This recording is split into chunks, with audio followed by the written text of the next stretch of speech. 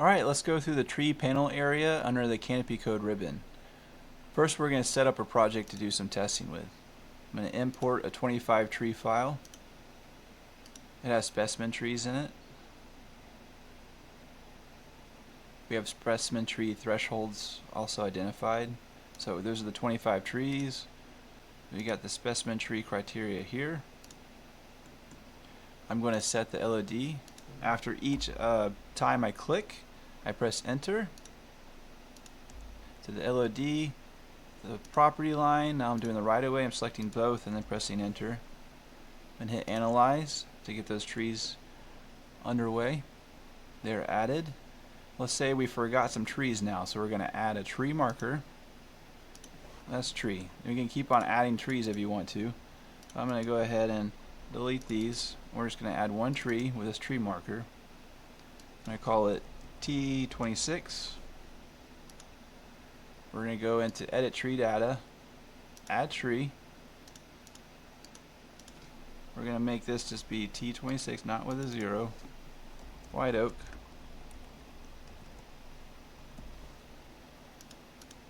Probably like 15 inches. We'll say it's good. Overstory hardwood. We can add notes if we want to. I'm just not going to do that right now.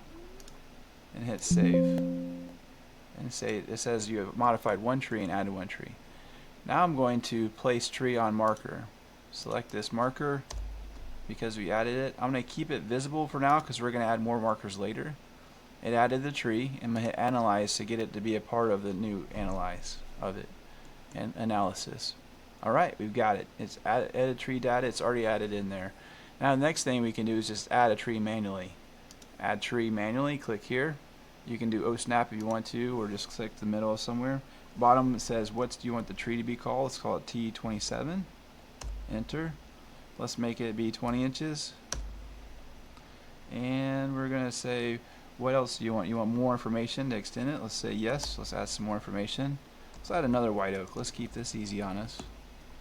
Condition. Let's say it's in poor condition. And it's going to be overstory hardwood. You can add notes if you want to. Hit OK.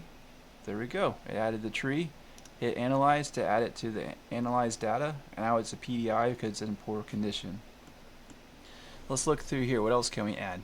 Let's add tree sequence. Because we already added all the tree imports with the CSV data, we did that in our quick start no coordinates one. We're just going to do freehand. So I'm typing F, enter for freehand.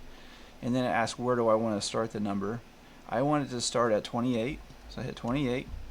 And yes, I want to add the T in front of it. So I'm going to click right here. Or actually I need to press, sorry about that. I'm going to hit yes. And then it says click location. So let's click location. There's 28. And then 29. And you can keep on going. So I'm going to press escape. Now we have those two trees. Let's go edit tree data. Scroll to the bottom. It added those automatically for us, which is awesome.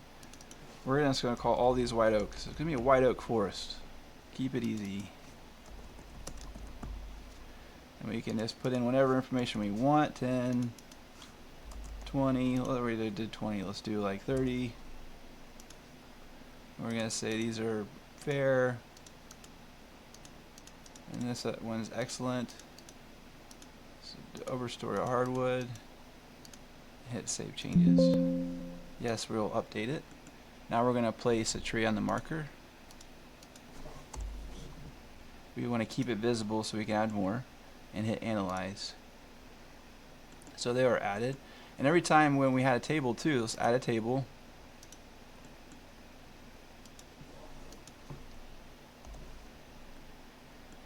Let me delete that one. I accidentally selected it twice. And make sure I have the settings right. So right here I'm going to have this separate saved and bring in all the other things as we need. We don't have relocated, but we'll have them on there. But I like to break them up into saved and removed. I'm going to select this one because we only have 25. There we go. So we have it saved and removed and specimens. Whenever we make changes here, it gets added. So let's go look for tree 29. Where is tree 29? Right here. Save specimen tree. Perfect. 30 inches. Excellent. All the things that we added there. So we've gone through add tree marker, add tree manual, add tree sequence, place from CSV. We need to do that as well. So when we have a CSV file, whenever we import the CSV file, if we want to place the trees before we do analyze, we just place it from CSV. So it already has it in there. They just won't have the site location or any impacts and things like that. That's how that happens. And we did place tree on marker. So we went through everything. That's the trees panel on the CanopyCode ribbon.